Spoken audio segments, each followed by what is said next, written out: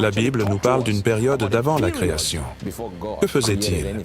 Avec qui était-il? Pourquoi serait-il seul? Ce sont les questions auxquelles nous allons répondre. La science a commencé avec ce dilemme. Elle a eu ce problème, celui du Big Bang.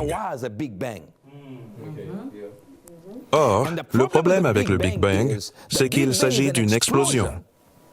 D'accord, et une explosion doit se produire dans un espace. Mais pour qu'elle puisse se produire dans l'espace, il faut qu'il y ait un espace dans lequel exploser.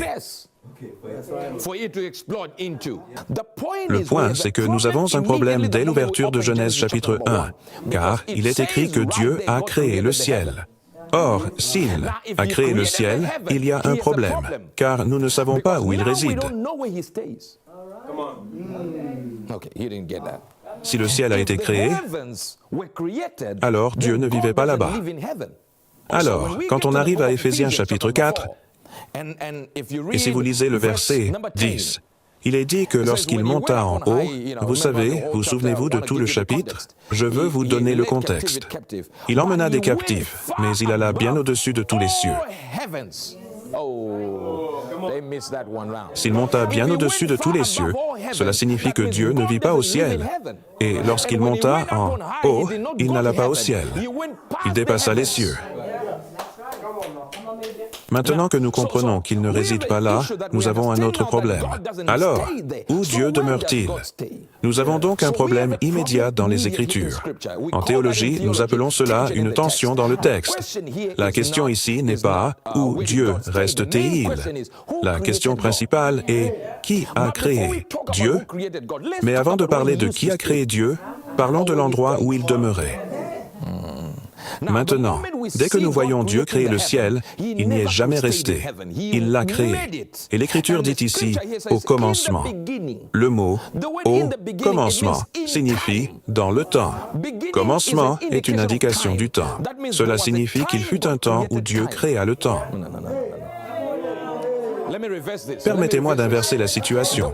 Il y eut une période, un moment, où il n'y avait pas de temps. Voyez-vous, le plus gros problème que les gens ne comprennent pas, c'est que les scientifiques ne peuvent pas dire ce qu'est le temps. Ils peuvent mesurer le passage du temps, mais ils ne peuvent pas le mesurer. Ils ne savent pas ce que c'est. Vous pouvez parler à un scientifique et il vous dira « Je peux mesurer l'énergie », mais si vous lui demandez ce qu'est l'énergie, il vous décrira certaines choses. Ils ne font que la décrire, mais ils ne nous disent pas ce que c'est.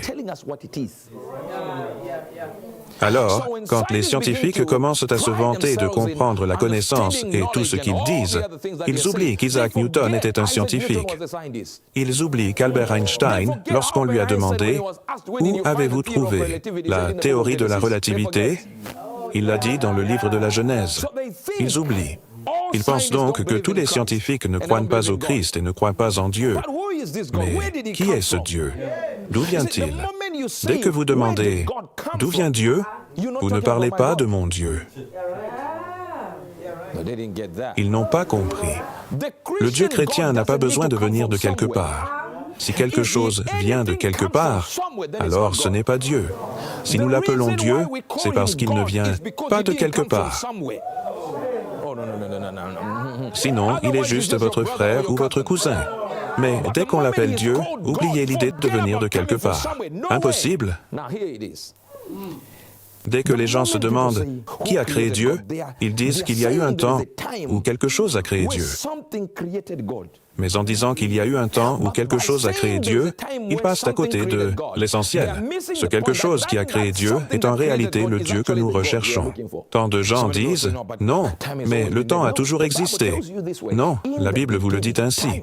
Au commencement, le temps, Dieu a créé le ciel, l'espace, et la terre, la matière. Et en disant cela, la Bible nous dit quelque chose. En science, on appelle cela le continuum, ou plutôt le continuum espace-temps. Ce que cela signifie, c'est que le temps, l'espace et la matière doivent exister simultanément. En fait, en même temps, pour que quoi que ce soit existe. Trop de gens s'attendent à ce que Dieu soit soumis aux lois du temps. D'où vient-il? Quand est-il apparu?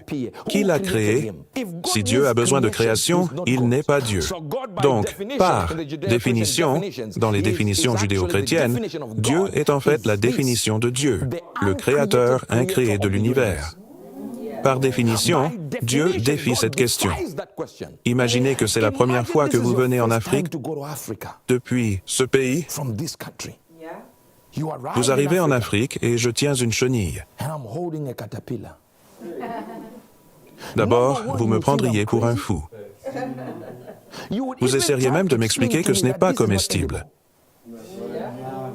Pourquoi? Les pays sont différents. Les règles ont changé. Le problème de l'être humain normal, c'est qu'il essaie d'intégrer Dieu dans son monde et de le soumettre à ses règles. Le livre de Timothée, 1 Timothée chapitre 6, et je vous invite à commencer au verset 15. Il montrera en son temps qui est le bienheureux et le seul puissant, roi des rois et seigneur des seigneurs. Le Seigneur des seigneurs, Ouais, qui n'a que l'immortalité, qui n'a que l'immortalité. Regarde, qui demeure dans la lumière, où habite-t-il? Qui demeure dans une lumière que nul homme ne peut approcher.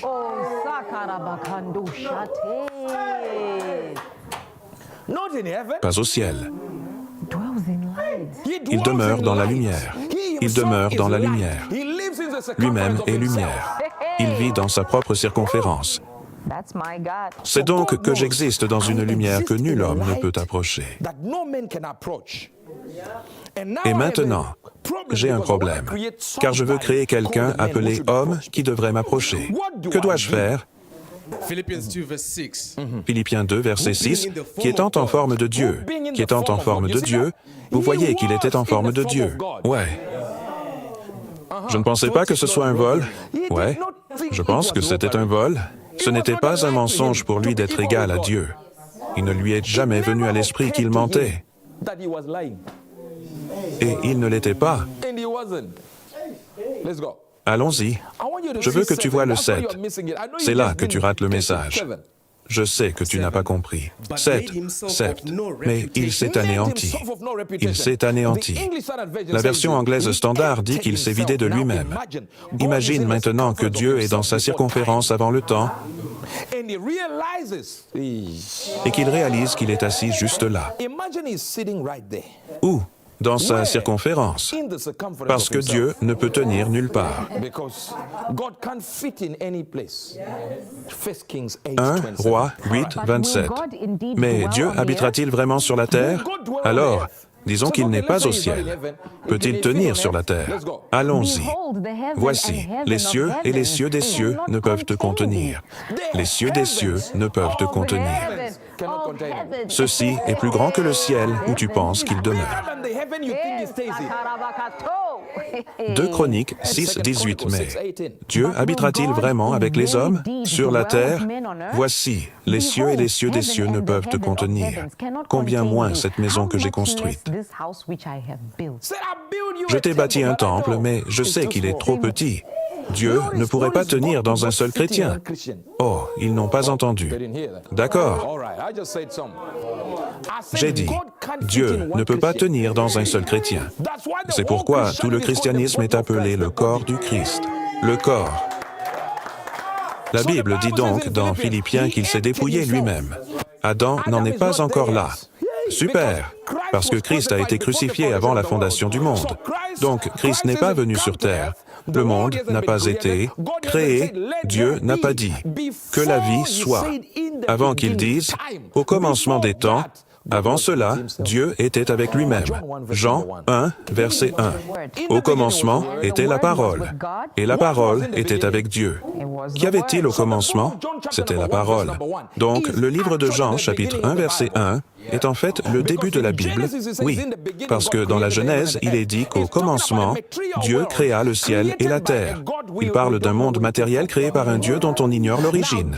Jean dit, « Je le sais, car j'ai été plus proche de Jésus que vous tous. » Apocalypse 19, 13.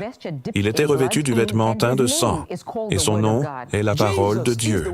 Jésus est la parole de Dieu. Nous voyons donc ici quelque chose qui réunit Dieu en un seul endroit. Il est la parole. Jean dit, « Au commencement était la parole. » Il dit donc, « Au commencement était Jésus. » Et Jésus était avec Dieu le Père, et Jésus était Dieu le Père. Toutes choses ont été faites par lui. Et sans lui, rien de ce qui a été fait n'a été fait.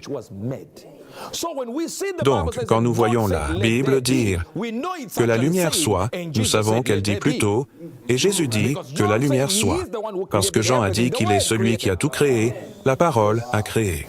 Je veux que vous alliez dans Hébreux 1:3. C'est l'Écriture qui est l'éclat de sa gloire. L'éclat de sa gloire est l'image expresse de sa personne. Maintenant, je veux que vous voyiez quelque chose ici. L'éclat de sa gloire. D'accord. L'éclat reflété de sa gloire. Je ne sais pas si vous saisissez. J'ai un problème avec le mot, qui est le mot « image ». C'est le mot « caractère ». Or, cela signifie la forme. Bon, maintenant, si vous deviez voir cette forme, une forme ressemblerait à ceci. Là où nous versons tous les instruments, tout le métal que nous voulons y verser, et ensuite pour pouvoir créer la chose. Vous voyez? Donc, nous le retirons pour que cela soit exposé. Vous savez, si vous êtes un constructeur, vous comprenez ce qu'est un moule. Donc, le mot « caractère » est en fait un mot qui signifie un moule.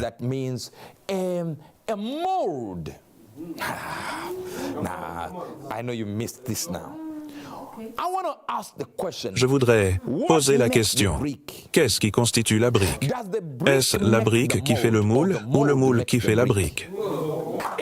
Si la Bible dit qu'au commencement était la parole et que la parole était avec Dieu, nous avons un problème. Elle dit qu'il est l'image expresse, le caractère. Il est le moule, celui qui fait la brique. Alors, si vous voulez me demander qui a créé Dieu, c'est Jésus.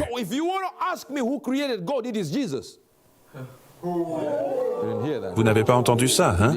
Vous n'avez pas entendu ça. La Bible dit qu'il est le caractère. De quoi? De Dieu. Quand vous dites l'image expresse, vous pensez que c'est juste un tampon. C'est l'une des significations, un tampon. Quand vous et un tampon sort, celui qui a l'autorité, ce n'est pas celui qui sait ce qu'il imprime. L'autre mot est le mot « forme » ou le mot « moule ». Celui qui crée la chose. Il est donc dit qu'il est le créateur express.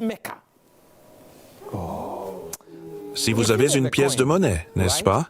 Vous voyez un dessin dessus, une image. Cette image provient d'une forme, d'un moule. La pièce, c'est le moule.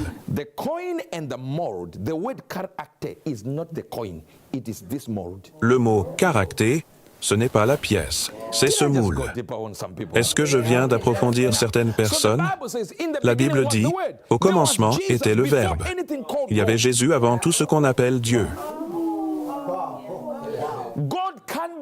Dieu ne peut être Dieu que si quelqu'un l'adore. C'est ce que dit la Bible.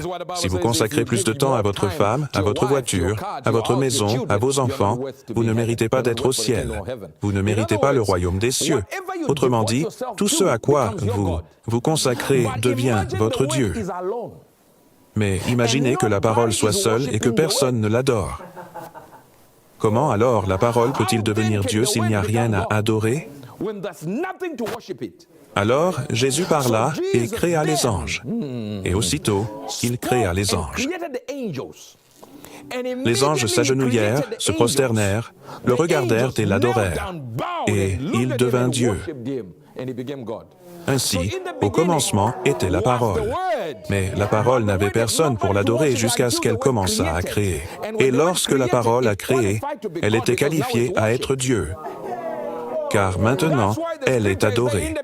C'est pourquoi l'Écriture dit qu'au commencement était la parole et que la parole était avec Dieu. Autrement dit, dans la parole se trouvait une capacité divine. Mais cette capacité divine ne pouvait se manifester que lorsque quelqu'un l'adorait. Ainsi, beaucoup de gens sont dans un humanisme laïque. Ils vont à l'Église et essaient d'y intégrer le monde. Ensuite, ils essaient d'intégrer Dieu à leur quotidien. Puisque je sais cuisiner et que le lait coule, Dieu doit venir de quelque part et être ici. Le Dieu que nous servons, frères et sœurs, est trop grand pour être situé dans le temps qu'il a créé. Je vous l'ai déjà dit, Steve Jobs n'est pas dans votre iPhone. L'ordinateur que vous utilisez chez vous en ce moment et sur lequel vous me regardez, laissez-moi vous dire une chose. Celui qui l'a créé n'est pas à l'intérieur. Alors, vous créez, vous appuyez sur un bouton et vous dites « Les gars, un bouton a été enfoncé, veuillez appuyer sur un bouton. » Non. Si le créateur de l'ordinateur n'est pas dans l'ordinateur, pourquoi voulez-vous mettre mon Dieu à l'échelle de la Terre? Si mon Dieu pouvait être expliqué, et s'il avait un commencement, et que je pouvais l'expliquer pleinement, je ne voudrais pas qu'il soit mon Dieu. Mon cerveau d'1,5 kg capable d'expliquer mon Dieu, et ensuite je l'adore? Ah, non, non, non, non. Mon Dieu doit être indéfiniment grand.